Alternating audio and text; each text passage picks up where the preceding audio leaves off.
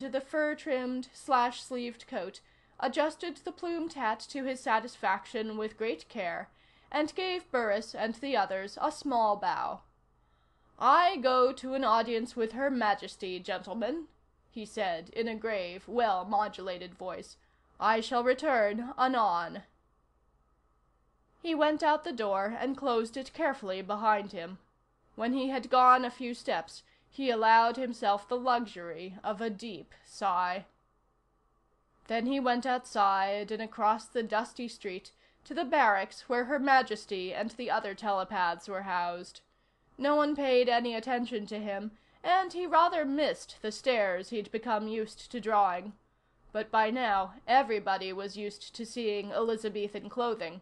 Her Majesty had arrived at a new plateau. She would now allow no one to have audience with her unless he was properly dressed.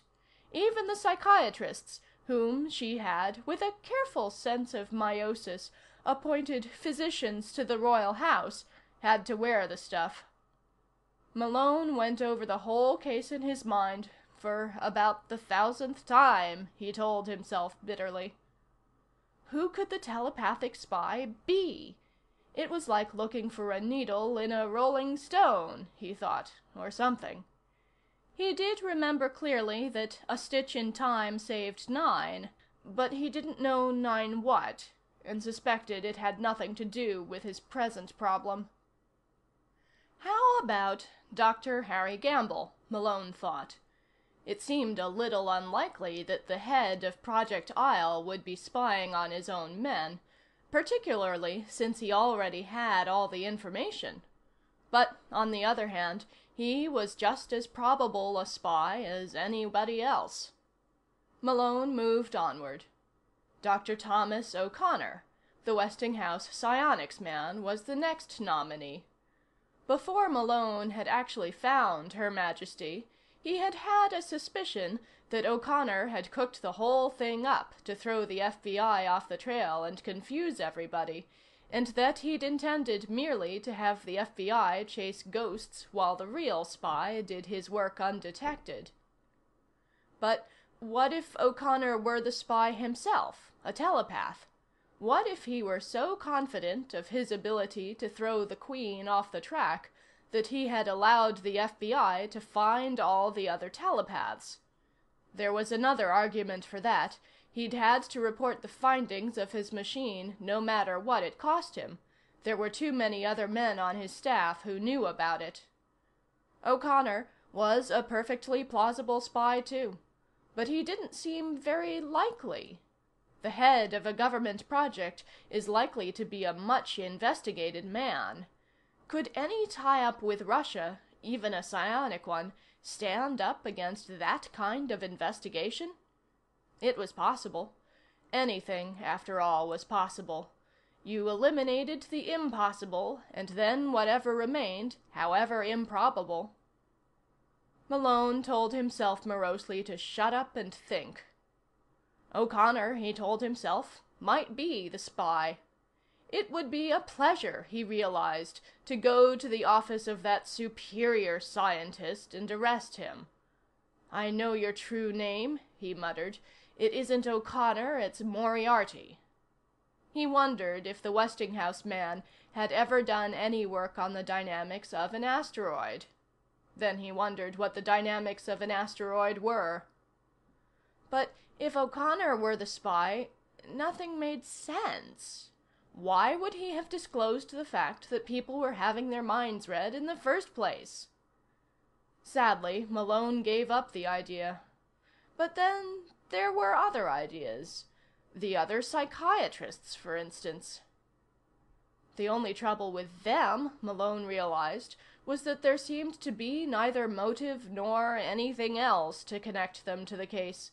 There was no evidence, none, in any direction. Why, there was just as much evidence that the spy was really Kenneth J. Malone, he told himself. And then he stopped. Maybe Tom Boyd had been thinking that way about him. Maybe Boyd suspected that he, Malone, was really the spy. Certainly it worked in reverse. Boyd. No, Malone told himself firmly. That was silly. If he were going to consider Boyd, he realized, he might as well go whole hog and think about Andrew J. Burris. And that really was ridiculous. Absolutely Well, Queen Elizabeth had seemed pretty certain when she'd pointed him out in Dr. Dowson's office. And the fact that she'd apparently changed her mind didn't have to mean very much. After all, how much faith could you place in Her Majesty at the best of times? If she'd made a mistake about Burris in the first place, she could just as well have made a mistake in the second place. Or about the spies being at Yucca Flats at all. In which case, Malone thought sadly, they were right back where they'd started from, behind their own goal line. One way or another, though, Her Majesty had made a mistake. She'd pointed Burris out as the spy, and then she said she'd been wrong. Either Burris was a spy, or else he wasn't. You couldn't have it both ways. And if Burris really were the spy, Malone thought, then why had he started the investigation in the first place? You came back to the same question with Burris, he realized, that you had with Dr. O'Connor. It didn't make sense for a man to play one hand against the other. Maybe the right hand sometimes didn't know what the left hand was doing, but this was ridiculous. So, Burris wasn't the spy, and Her Majesty had made a mistake when she'd said... Wait a minute, Malone told himself suddenly. Had she? Maybe, after all, you could have it both ways. The thought occurred to him with a startling suddenness, and he stood silent upon a peak in Yucca Flats, contemplating it. A second went by. And then something Burris himself had said came back to him. Something that... "I'll be damned," he muttered. He came to a dead stop in the middle of the street. In one sudden flash of insight, all the pieces of the case he'd been looking at for so long fell together and formed one consistent picture. The pattern was complete. Malone blinked. In that second, he knew exactly who the spy was. A jeep honked raucously and swerved around him. The driver leaned out to curse, and Malone waved at him, dimly recognizing a private eye he had once known, a middle-aged man named Archer.